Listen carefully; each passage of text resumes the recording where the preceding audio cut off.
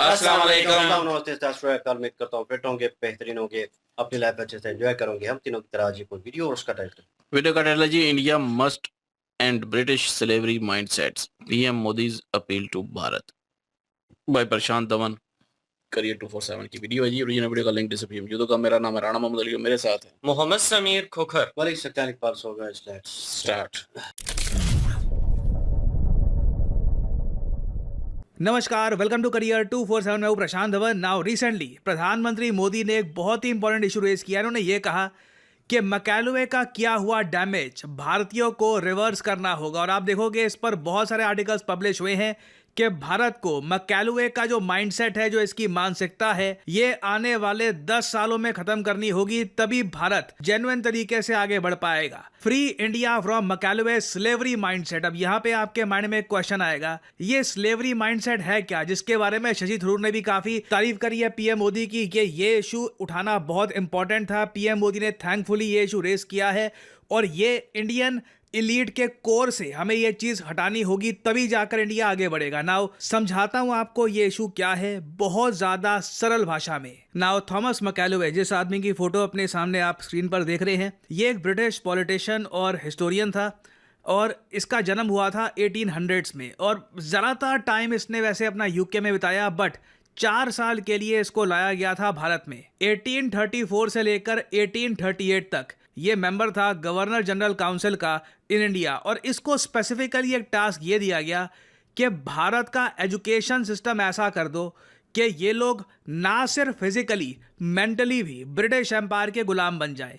और मैकालवे ने भारत में 1 साल बिताकर, 1 साल इसने एनालाइज किया इंडिया में क्या चल रहा है, क्या हो रहा है as a member of the governor's council. और उसके बाद इसने ये डॉक्यूमेंट किया पब्लिश। ये अपने आप में एक हिस्टोरिक डॉक्यूमेंट है, मैकालवेज मिनट ऑन एजुकेशन। ये डॉक्यूमेंट फरवरी 2, 1835 को पब्लिश किया गया और मेरे हिसाब से one of the most evil documents in history में मैं इसको रखूंगा। रीज़न मैं आपको बताता हूँ। अब हो सकता है कि आपके माइंड में सवाल आए, अच्छा ठीक है, क्या बताइए ब्रिटिश एजुकेशन को इंडिया में लाने का काम मिला होगा मैकालवे को, इसका कोशिश यहाँ पर ये होगी कि इंडियन स्टूडेंट्स इंग्लिश पढ़े, इंग्लिश एजुकेशन। नहीं नहीं नहीं, जो मानसिकता थी ना इस आदमी की, ये दिखती है एक पर्टिकुलर लाइन में। ये इधर आप देख पाओगे, जो पेज 8 है इस डॉक्यूमेंट का, यहाँ पर लिखा है कि we must at present, we मतलब कि ब्रिटिश जो लोग आज के समय हुकूमत कर रहे हैं भारत पे, इन्हें एक ऐसी क्लास बनानी होगी भारत में जो इंटरप्रेटर्स बने हमारे और उन मिलियंस ऑफ इंडियंस के बीच में जिन्हें हम गवर्न करते हैं। एक ऐसी क्लास ऑफ इंडियंस जो इंडियन हो बस खून और रंग में। रंग उनका इंडियन होगा, खून डीएनए वगैरह वो इंडियन होगा, मगर उनका जो टेस्ट है, जो उनके ओपिनियन है, जो उनके मोरल्स है, जो इंटेलेक्ट है, मतलब बेसिकली अंदर से दिमाग वगैरह, आदतें, सब कुछ ब्रिटिश होंगी। ब्रिटिशर्स को यह समझ में आ चुका था कि इनका जैकपॉट लग चुका है। इंडिया एक बहुत बड़ा देश है, आपस में हम लोग बटे हुए थे अनफॉर्चुनेटली, और ब्रिटिशर्स को समझ में आ गया कि अब हम इनको एक्सप्लॉइट करेंगे और हमको बस ये इंश्योर करना है कि ये जो मिलियंस ऑफ लोग हैं, क्योंकि नंबर में बहुत बड़ा फर्क था, कुछ हजारों ब्रिटिश ऑफिसर्स थे और लाखों इंडियंस थे। क्वेश्चन यही था कि जो ये ब्रिटिशर्स हैं ये कैसे रूल करेंगे भारत पर। तो ब्रिटिशर्स ने एक आइडिया ये निकाला, मैकालवे ने ये कॉन्सेप्ट निकाला कि हम हैं, ठीक है, और फिर लाखों इंडियंस हैं, इन दोनों के बीच में एक ऐसी क्लास बनाएंगे इंडियंस की, अमीर इंडियंस की आप कह लीजिए, जो बोलेंगे इंग्लिश, खाना पीना उनको काफी हद तक ब्रिटिश पसंद होगा, उनका दिमाग ब्रिटिश होगा। बेसिकली वो अपनी संस्कृति, अपनी भाषा और अपनी हिस्ट्री से नफरत करेंगे। एक ऐसा इलीट वर्ग भारत में बना दिया जाएगा जो बस दिखेगा इंडियन, अंदर से उसकी आत्मा पूरी ब्रिटिश होगी। और इस क्लास के बनने से ना आराम से ब्रिटिशर्स इंडिया पे राज कर पाएंगे। इसमें ऑफ कोर्स एक बहुत बड़ा एस्पेक्ट ये भी था कि इंडियंस को ये महसूस कराना कि तुम्हारी संस्कृति, तुम्हारी हिस्ट्री बहुत ज़्यादा बैकवर्ड है और तुम्हें सुपीरियर जो इंग्लिश लैंग्वेज है, जो इंग्लिश एजुकेशन है, उसकी तरफ जाना चाहिए। तो अगेन यहाँ पे ना आपको क्रक्स समझना होगा। कोई ये नहीं कह रहा कि इंग्लिश मत सीखो या फिर इंग्लिश खराब है वगैरह, मगर ब्रिटिशर्स ने जो मानसिकता इंडिया में ये डाली थी ना कि इंडियंस को इन्फीरियर फील करवाओ अपने ही कल्चर, अपनी संस्कृति के बारे में, और एक अलग से क्लास यहाँ पर पैदा करो जो बिल्कुल विचारधारा में ब्रिटिश हो, और एक तरीके से इनका जो काम होगा, अगेन आपको समझना होगा, यहाँ पे ब्रिटिशर्स का कोई ये माइंडसेट नहीं था कि हम लोग यहाँ पे एजुकेशन रिफॉर्म्स लेकर आएंगे, हम यहाँ पे एजुकेशन इंप्रूव करेंगे। उल्टा जब ब्रिटिशर्स इंडिया को छोड़कर गए थे, हमारा लिटरेसी रेट ऑल टाइम लो पे था, लाइफ एक्सपेक्टेंसी बहुत ज़्यादा कम थी। अगर मैं ब्रिटिशर्स के आने से पहले की बात करूं, तब उस वक्त हमारा जो लिटरेसी रेट है, एटलीस्ट मेल लिटरेसी रेट अगर हम देखें, हम यहाँ पे 1780 के ज़माने की बात कर रहे हैं, तो ये 30-35% के आसपास हुआ करता था। ओवरऑल आप कह लीजिए मेल फीमेल को दोनों को आप काउंट कर लीजिए, तब भी 20% के आसपास भारत का लिटरेसी रेट था। कैलुवे के बाद 1935 के बाद देखा गया इंडिया का जो लिटरेसी रेट है ये 3% तक गिर गया। ये लिटरेसी रेट इसी तरीके से 5%, 9%, 8% के आसपास रहा अंटिल 1947, जब तक काफी हद तक आप कह लीजिए एजुकेशन सिस्टम में इंडियंस ने अवेयर होना शुरू कर दिया था कि हम पे हमारी ये पूरी जनरेशन को एजुकेशन से वंचित कर दिया गया है। जो हमारा ट्रेडिशनल गुरुकुल सिस्टम था, इसको डिसमेंटल कर दिया गया है। और तब से लेके अब तक आप अगर देखो, जब ब्रिटिशर्स हमको छोड़कर गए थे, हमारा लिटरेसी रेट 12 से लेके 18% के आसपास था, जिसको अब जाकर हमने इंक्रीज कर करके 2024 में 80% तक पहुंचाया है। तो मैकालुवे की जो नीतियों का डैमेज था ना भारत पे, इसे आप शब्दों में बयान नहीं कर सकते। वो डैमेज आज भी काफी हद तक बना हुआ है। मैं आपको बता दूं साहब, भारतीयों ने योग नहीं सीखा। ध्यान से सुनना मैं क्या बोल रहा हूँ। हम लोगों ने, हमारा जो एलीट क्लास है, जो अमीर लोग हैं हमारे यहाँ, उन लोगों ने योग नहीं सीखा, उन लोगों ने योगा सीखा है। जब तक अमेरिकन्स ने योग की इंपॉर्टेंस नहीं समझी और वहाँ पे उन लोगों ने योग का योगा करना ना शुरू किया, तब तक इट डिडंट बिकेम कूल। तब तक आप यही कह लीजिए, ये लोग बस यही कह रहे थे, हाँ ये कौन करता है, तो पुराने जमाने की कोई चीज़ है। तो इस तरीके से इंडियंस को एक स्लेवरी माइंडसेट में डाल दिया गया। और पीएम मोदी ने रिसेंटली इसी इशू को रेज किया था। वो साल था 1835।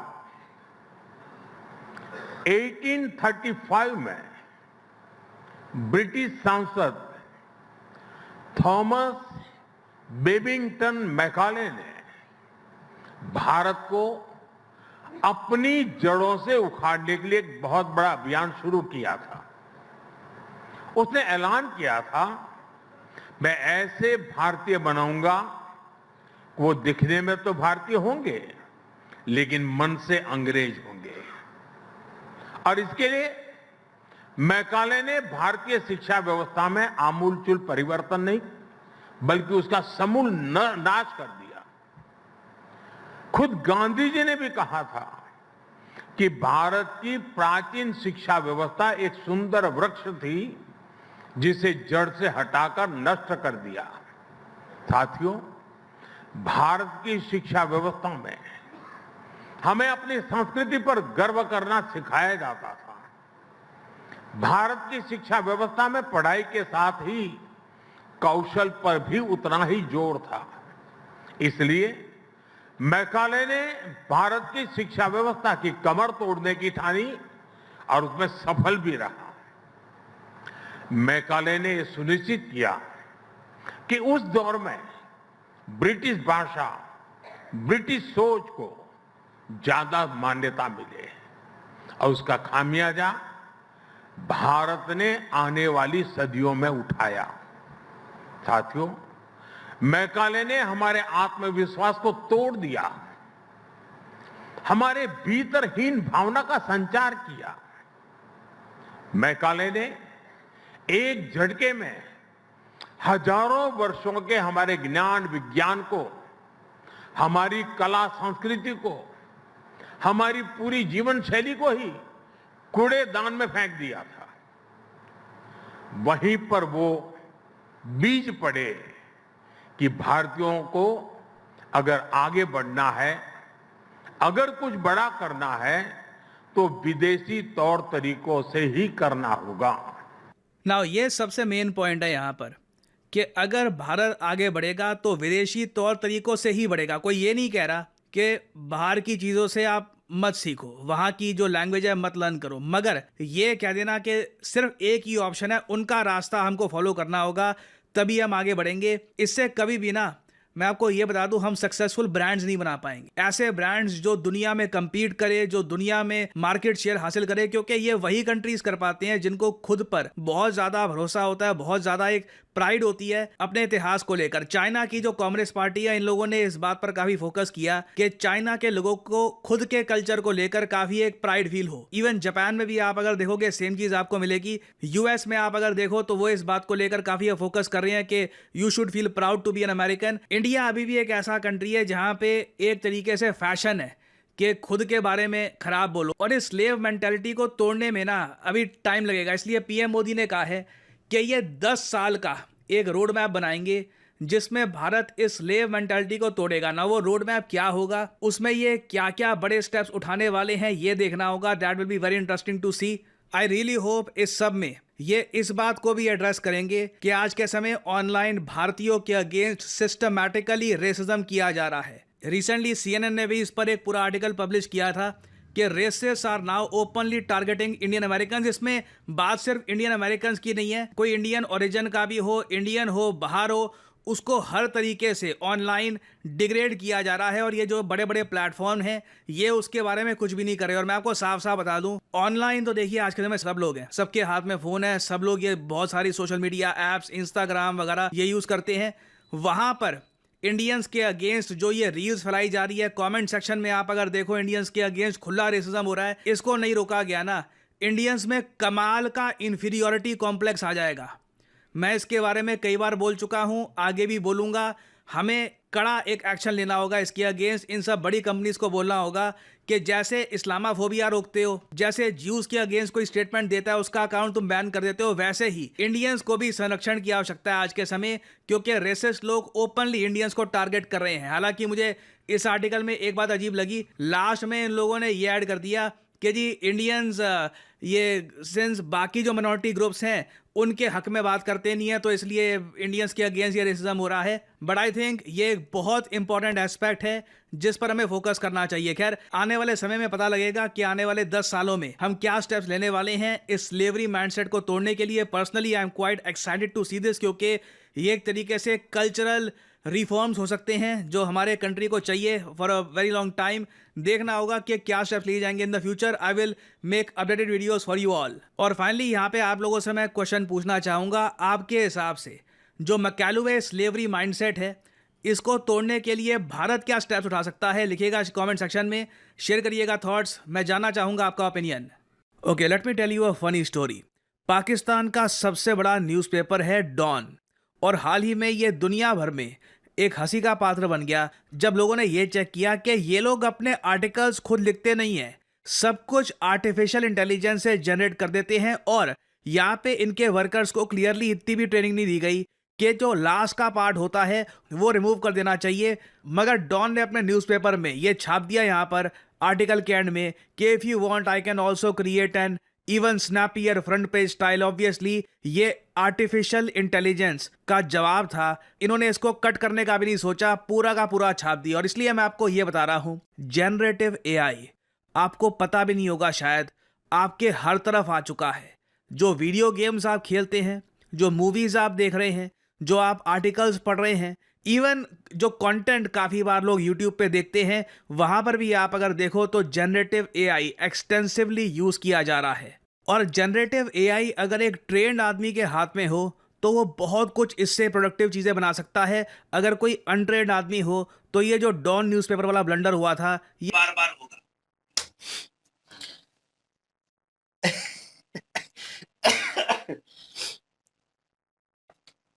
जी, स्लेवरी माइंड जो है, गुलामी का जो है, एक कह लें कि उसको लाइट आउट किया गया कि भाई पास्ट था, पास्ट को जो है इतनी जल्दी आप बुला नहीं सकते, ये भी एक रियलिटी है। ये सारा मुद्दा जो है इस चीज़ को चेंज करने का इन्होंने प्रशांत सर भी कह रहे हैं, लोगों को क्रिटिसिज्म का जो है सामना करना पड़ रहा है, किसी भी कंट्री में है, वो सेटल है, बिजनेस कर रहे हैं, लेकिन उनको अभी भी उसी माइंड सेट में वो जीना चाहते हैं। अगर उस माइंड सेट से हटते हैं, जैसे उन्होंने कहा कि पुराने लोग जो हैं वो योग करने भी योगा के ऊपर ज़्यादा डिपेंडेबल हैं, उनको लगता है ये थोड़ी इन्हेंस किस्म की चीज़ है, थोड़ा हम जो है ऑकवर्ड नहीं लगेंगे, हम थोड़ा उस वे में भी लगेंगे कि हमने अपनी संस्कृति जो है उसको भी साथ लिया हुआ है, और आजकल के दौर में जो चीज़ें चल रही हैं उसको भी साथ लिया हुआ है, लेकिन उन्होंने असल माइंडसेट जो है, जो ब्रिटिश टाइम के ऊपर चेंज किया गया कि ब्लड आपका वही है, बिल्कुल बाकी वही चीज़ें नहीं कि सिर्फ आप में वो चीज़ें डाली जा रही हैं और आपको चेंज किया जा रहा है। गोरू ने अपने हिसाब से चेंज करने की कोशिश की और वो चेंज जो है वो आज आके गले पड़ गया। इन्होंने लाइट आउट ठीक किया उस पॉइंट को, मेरे ख्याल में चेंज होना चाहिए। एक कॉन्सेप्ट भी बन चुका है, अब पाकिस्तान में भी यही है क्योंकि उस वक़्त तो इकट्ठे थे इन दैट टाइम, ठीक है? तो मतलब कि वो माइंडसेट यहाँ पे भी है कि कोई अगर ब्रिटिश मतलब ब्रिटिश क्या लें कि कंट्री से या फॉरेन कंट्री से कहीं होके आता है या पाकिस्तान में रहता है, उसकी इंग्लिश और वो चीज़ें जो हैं वो ज़्यादा ऑब्ज़र्व की जाती हैं। उसका पहनावा, उसकी वो क्या लें कि वो बताया जाता है, वो हो यार ये इंग्लिश बोलता है, यार ये मतलब कि वो आदात जो है, वो इनके कहने का मकसद है कि वो पकड़ने की बजाय हमें अपनी संस्कृति जो अपना कल्चर है, उसको प्रमोट करना चाहिए, उसको आगे लाना चाहिए। ये हमेशा मेरा कंसर्न होता है कि भाई हमें पाकिस्तान में ज़्यादा तवज्जो जो दी जाती है और कहते हैं कौमी लैंग्वेज जो है वो उर्दू है। उर्दू के ऊपर फ़ोकस होना चाहिए, पूरी दुनिया में कहीं भी जाएँ एज़ अ प्राउड जो है वो उर्दू बोलनी चाहिए, ठीक है? हिंदी में भी यही होना चाहिए। वो इंडियन को क्रिटिसाइज़ कर रहे हैं इस चीज़ के ऊपर कि जो यंग जनरेशन है, जो आने वाली जनरेशन है, इस कांसेप्ट को चेंज करो। चाइना, जापान, उन्होंने कहा कि जो है अपनी लैंग्वेज जो है वो यूज़ करते हैं, जहाँ पे भी जाते हैं। उनके बड़े-बड़े कह लें कि जो ओहदों के ऊपर हुकूमत चला रहे हैं, ठीक है? वो कहीं पे भी विज़िट करते हैं। भाई उनको जो है उन्होंने अपनी लैंग्वेज बोलनी है, जहाँ पे गए हैं उन्होंने ट्रांसलेटर जो है वो रखे होते हैं। वो ट्रांसलेट करके उनको ट्रांसलेटर प्रोवाइड करते हैं और उनसे वो उस चीज़ पे शायद फ़ील नहीं करते कि यार वो कहते हैं कि भाई हमारी लैंग्वेज है, हम ये बोलते हैं, किसी ने बात करनी है तो हमारी लैंग्वेज और उस चीज़ में बात करेगा। आना ना आना एक डिफरेंट कैटेगरी है, प्रशांत सर भी कह रहे हैं। आना ना आना, अच्छी है बुरी है, वो एक अलग कैटेगरी है, वो एक अलग चीज़ है। लेकिन कॉन्सेप्ट वो पकड़ना होगा जो दूसरी कंट्रियों ने पकड़ा हुआ है, ठीक है? हमें चेंज होना होगा। तो ये चेंज मेरे ख्याल में प्रशांत सर को भी कहना चाहूँगा कि एकदम से तो बिल्कुल ही नहीं आएगा। नहीं, उन्होंने कहा है ना, पीएम मोदी साहब ने कहा है कि अगले 10 सालों तक। 10 वो इससे भी ज़्यादा लग सकते हैं क्योंकि भई एक माशरा जो है डेवलप होता है। अभी एक कॉन्सेप्ट बन चुका है कि आप इस रेस में शामिल हो और उस रेस को छोड़ के आप स्लो लेन में शामिल होना जो है वो बड़ा कह लें कि मुश्किल होता है। आप फ़ास्ट लेन में चल रहे हैं और तरक्की की राहों पे जा रहे हैं, आपका बिज़नेस चल रहा है, आपका सारा कुछ, उस लाइन से हट के आपको अपना लाइफ़स्टाइल ही चेंज करना होगा, ठीक है? और ये एक चीज़ से इतना इम्पैक्ट होगा कि आपकी लाइफ़ डिस्टर्ब होगी। वो जो कंसिस्टेंट चल रही है, रिदम में चल रही है आपकी लाइफ, वो डिस्टर्ब होगी। और एक नागरिक की बात कर रहा हूँ, सिर्फ़ एक नागरिक की, एक बंदे की, ठीक है? एक पर्सन की, वो जो है चेंज करेगा, लेन जो है स्लो में आएगा, उसे भाई फिर से दोबारा ज़ोर लगाना पड़ेगा, वो इसी चीज़ को लेकर आगे फ़ास्ट लेन में शामिल होने में। तो वो फ़ास्ट लेन में इस तरह बहुत सारे लोग फ़ास्ट लेन से स्लो में आएँगे, दोबारा अपना मोमेंटम चेंज करेंगे, कह लें गियर चेंज करेंगे और फिर फ़ास्ट में आएँगे तो लोगों का मेंटालिटी वहाँ पे चेंज होगा कि भाई ये बंदे चेंज हैं और ये ज़्यादा प्रेफ़रेंस जो है बाहर जाके भी हिंदी को दे रहे हैं, अपने कल्चर को प्रमोट कर रहे हैं। ये चीज़ें हो रही है। ये क्रिटिसिज़्म जो है, गुलामी वाला जो ताना जो है, ये ख़त्म हो जाएगा। वो कहेंगे कि आप में वो जब भी सवाल होगा कि आप गुलामी में रहे हो, ये उन्होंने कहा हमने छोड़ दिया। वो पास था, वो गया। उसको पास करना ज़रूरी है। करंट सिचुएशन में और फ्यूचर सिचुएशन यही नज़र आ रही है अभी। उन्होंने सवाल तो ठीक उठा दिया, लाइट आउट कर दिया। अब बहुत सारे लोगों को इस चीज़ के ऊपर जो है वो कंसर्न होगा। मुखालफ भी होंगे, मतलब कि अपोज़िशन भी होगी जिसमें कमेंट्स नीचे इनकी वीडियो के नीचे भी आ रहे होंगे कि किस तरह करें, क्या करें? तो एक सिंपल सा है लेकिन फ़ील ज़रूर होता है। आप जब 10 बंदे खड़े हों, उनकी ताकत हो और 10 में आप भी शामिल हैं। लेकिन जब आप हट जाते हैं, अलग करने की कोशिश करते हैं तो फिर भाई आपको क्रिटिसिज़्म भी झेलना पड़ता है। आपके ऊपर बर्डन आता है, इतना कि प्रेशर आता है, हो सकता है आप बिज़नेस जो कर रहे हो या लाइफ़स्टाइल आपका चल रहा हो वो चेंज हो जाए। ये चीज़ें जो हैं ये ज़रूरी हैं। तो बहरहाल ये लाइफ़स्टाइल चेंज हो जाता है। तो बहरहाल ये करना पड़ता है, वो तो ब्रिटिश बना हुआ है। तो लेकिन ये है कि ये चीज़ें ज़रूरी हैं, इन्होंने ये भी करना ज़रूरी था, ये सुनकर अच्छा लगा है।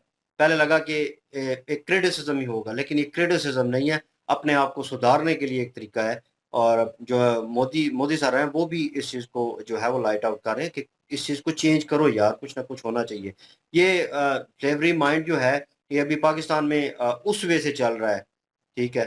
1947 के बाद वो कह लें कि कुछ ख़ानदान थे, उन्होंने होल्ड किया, और वही जो है कह लें कि वडेरा सिस्टम और एलीट क्लास में वो चीज़ चल रही है। अब एलीट क्लास में एक और जो सबसे गंदी चीज़ है, जो अक्सर आप लोगों ने नोटिस की होगी, उनका एटीट्यूड, ठीक है? और वो कह लें कि जिस तरह की वो वार्तालाप करते हैं आपसे, उनकी बॉडी लैंग्वेज, और उनके पास जो मुलाज़िम काम कर रहे होते हैं, ठीक है? एज़ अ ह्यूमन बीइंग तो वो सोचते ही नहीं उनके बारे में। मैंने इतनी वीडियोज़ देखी हैं जिनमें वो कहीं खाने गए हैं, उनको साथ लेके गए हैं, तो नीचे बिठाया हुआ है या अलग टेबल पे बिठाया हुआ है, सारी फैमिली बैठ के खाना खा रहे हैं। मतलब वो अलग टेबल पे अगर बैठा हुआ है, उसे बिठाया है, वहाँ पे उसे वही खाना प्रोवाइड किया जाए और कि जो आप खा रहे हैं। या उसकी अपनी मर्जी का हो, बिल्कुल, तो जो वो खाना चीज़ चाहता हो। वो चीज़ मुझे नज़र नहीं आती। लोग क्रिटिसाइज़ करते हैं, फिर लोग जो इर्द-गिर्द हैं, मैंने वीडियो देखी है, वो उनके पास चल के आए हैं, और वो जो एक लड़की बैठी हुई थी, थोड़ी उधेड़ उम्र की थी, तो वो उससे पूछा उन्होंने कि मतलब आप किनके साथ? उन्होंने कहा उनके साथ आई हूँ, तो ये वो। तो वो देख भी रहे हैं कि बंदा उससे वार्तालाप कर रहा है, बात कर रहा है। उसने कोई रिस्पॉन्स नहीं किया, लेकिन उसने कहा, "आप बैठो इधर, आपने क्या खाना?" वो खाना उसके लिए लेके आया, वहाँ पे टेबल पे रखा, और जो खा रहे थे, वो सिर्फ़ इशारे कर रहे थे कि वो देखो उसे भी खाना दे दिया, ये है वो। गाड़ियों में मैंने देखा है कि कोई बच्चे की गाड़ी लेके जा रहे हैं, या साइकिल है या कुछ है, तो जो कह लें कि जो क्या नाम है, डिग्गी जो है, बैक साइड जो है कार की, उसमें रखा हुआ है साइकिल को भी, दूसरे सामान को भी, और वो जो बच्ची जिसको जो 12-13 साल की है, उसको लेके आया साथ, वो भी उन साइकिलों के साथ जनाब। कह लें कि यार इंसानियत की तज़लील है। ये वो करते हैं एलीट क्लास वाले। क्यों करते हैं? सारा सवाल क्यों आता है? हम पढ़े लिखे हैं जी, सोफिस्टिकेटेड है। हमें हमारा लेवल है, इंग्लिश बोलते हैं, इन्हें इंग्लिश भी नहीं आती, ठीक है? इन्हें मैनर्स नहीं है उठने-बैठने के। वो संस्कृत में अगर चीज़ आएगी ना, ठीक है, हमारा संस्कृत जो है, इंडिया हो भले पाकिस्तान हो, भाई वो चीज़ें फिर लेवल हो जाएँगी। फिर इनकी थिंकिंग चेंज होगी। बेसिकली इनकी थिंकिंग चेंज करनी है।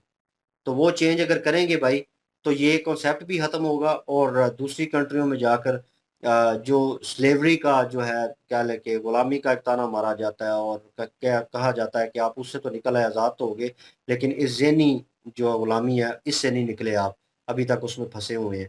तो कॉन्सेप्ट जो है उस गोरे ने चलाया था, क्या नाम है, थॉमस मैकाले। मैकॉले थॉमस मेरे ख़्याल में नाम था, तो वो जो है उनका चलाया हुआ, तो कहते हैं कॉन्सेप्ट चला तो वहाँ से, लेकिन ये है कि इसको ख़त्म होना चाहिए। तो बिल्कुल ये इनकी थिंकिंग ठीक है। Let's see, hope for a good. बिल्कुल जी, मैकाले जो हैं वो ब्रिटेन से जब हिंदुस्तान में आए हैं, तो उनका एक ही मिशन था कि हिंदुस्तान की जो संस्कृत है उसको जो है चेंज करना। और उसने जब ये सारी चीज़ों का अनुभव किया है, वहाँ पे वो रुका हिंदुस्तान में, उसने देखा कि लोगों की मानसिकता जो है वो किस तरह की है। जब उसने इन सब चीज़ों का एनालाइज़ किया है, तो उसके बाद उसने ये रिज़ल्ट निकाला है कि रंग जो है वो बेशक हिंदुस्तानी हो, खून जो है बेशक हिंदुस्तानी हो, लेकिन आदात जो हैं, जो मेंटली लेवल है, वो चेंज करना चाहता था वो। तो वो कई हद तक अगर देखा जाए तो चेंज करने में कामयाब हुआ है। उसने संस्कृत जो हिंदुस्तानी ओरिजिनल जो कल्चर था, उसको कन्वर्ट करके अपना जो ब्रिटिश कल्चर था, उसको प्रमोट करवाना शुरू कर दिया कि ये तो ओल्ड चीज़ें हैं, ये आप 100 साल पुरानी ज़िंदगी गुज़ार रही हैं, ये आप किन चक्करों में पड़े हुए हैं। आज की मॉडर्न लाइफ जो है उसको प्रेफ़र करें, उसको देखें कि वो कितनी अच्छी है, किस तरह की है। तो इंग्लिश जो है वो आना ज़रूरी है। ये हमारे जो एशियन कंट्रीज़ हैं ना, इनमें ये बड़ा मसला है। आज भी हमारे सब लोग यही समझते हैं कि इंग्लिश जो है ना, वो अगर किसी इंसान को आती है तो उसको वैल्यू दी जाती है, उसको अहमियत दी जाती है, क्योंकि इंग्लिश को प्रेफ़र किया जाता है। हमारे कंट्री का हमारी सरकार भी ये करती है जी कि जिसको अच्छी इंग्लिश आती है उसके लिए वैकेंसी जो है वो ज़बरदस्त वैकेंसी उसको मिल जाती है, उसको जॉब भी मिल जाती है। इन चीज़ों को हम खुद लेकर आए। अगर देखा जाए तो इंग्लिश सीखना गलत नहीं है, इंग्लिश सीखनी चाहिए, लेकिन इंग्लिश का तरक्की के साथ कुछ भी लेना-देना दूर तक नहीं है। अगर आप देखें दुनिया में बहुत सारे ऐसे पावरफुल कंट्री मौजूद हैं, जो बड़ी इकॉनमी हैं, जिन्होंने बहुत ज़्यादा टेक्नोलॉजी में भी तरक्की की है। उसमें चाइना आ जाता है, जापान आ जाता है, और भी कितने कंट्री आपको गिनने के लिए मिल जाएँगे। वहाँ पे इंग्लिश का नामो-निशान भी नहीं है। वो अपनी लैंग्वेज यूज़ करते हैं। वो जहाँ पे भी जाते हैं अपनी एक जो कल्चर है उसको प्रेफ़र करते हैं। तो हिंदुस्तान का अगर हम देखें तो बहुत रिच कल्चर है। पिछले दिनों में मैं पाकिस्तान का एक इंटरव्यू देख रहा था, तो उसमें एक जो है वो स्ट्रीट इंटरव्यू कर रहा था और वो पूछ रहा था लोगों से कि इंडिया आपको कैसा लगता है। तो बहुत सारी ऐसी लड़कियां और लड़के जो हैं उन्होंने कहा था कि इंडिया बहुत अच्छा कंट्री है और हमारी बड़ी विश है कि हम इंडिया जाएं।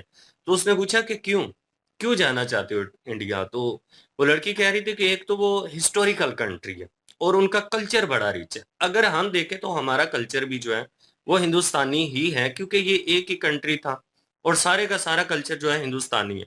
आज अगर पाकिस्तान का आप देखें तो पाकिस्तान ने अपना जो ओरिजिनल कल्चर छोड़ा है, जिसको हमने छोड़ दिया, लीव कर दिया, हमने माना ही नहीं है कि हम हिंदुस्तानी कल्चर से ताल्लुक रखते हैं। एक मानसिकता जो है हमें शुरू से प्रमोट किया जाता है, एक सोच हमें दी जाती है जी कि हम अरबिक हैं या तुर्किश, इन चीजों से हम अपने आप को जोड़ने की कोशिश करते हैं और जो अपनी रियलिटी भूल जाते हैं लोग, जो उनके पास होता है वो भी नहीं रहता। आज देख लें कि पाकिस्तान का कोई कल्चर ही नहीं है।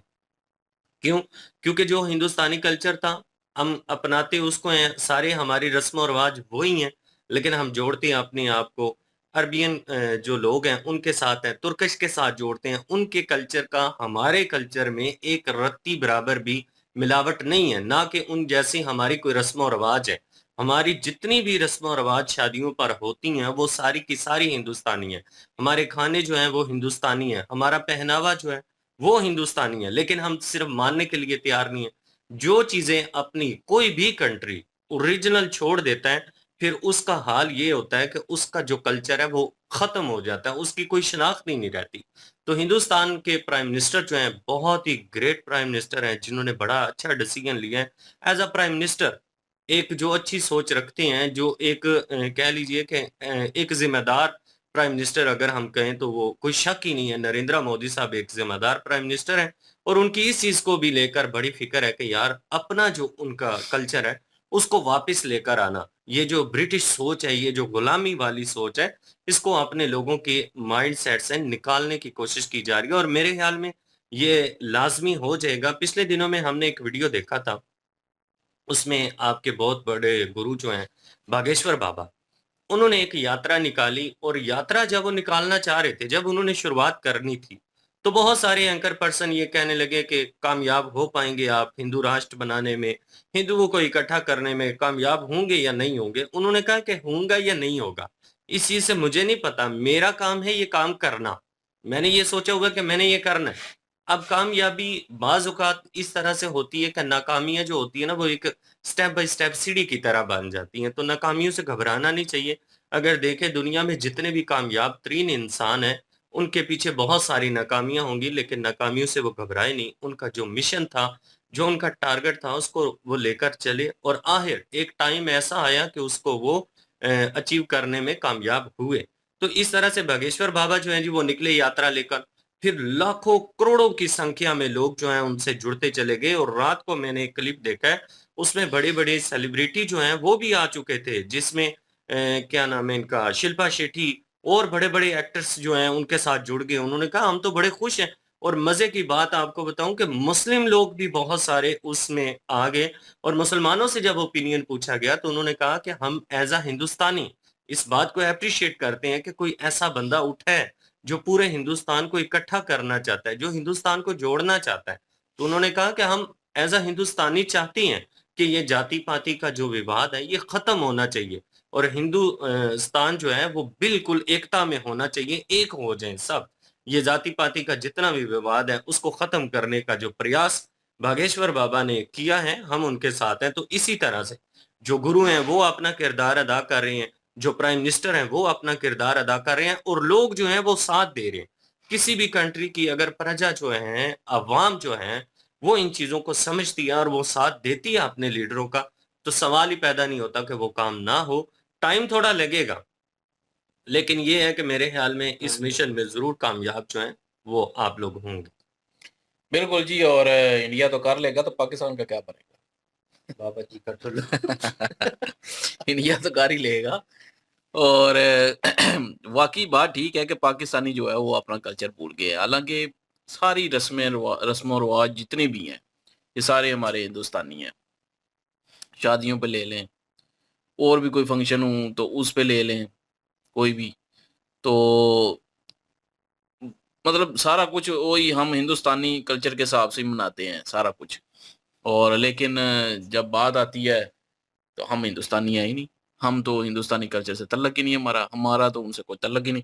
हालांकि सब जो है वो सब के पीछे जो है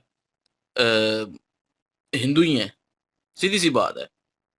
बाप दादा जो हैं वो हिंदू ही हैं, एक ना एक जब ऊपर जाएंगे शजरा नसब पे तो ऊपर जाते जाते आपको हिंदू ही मिलेंगे।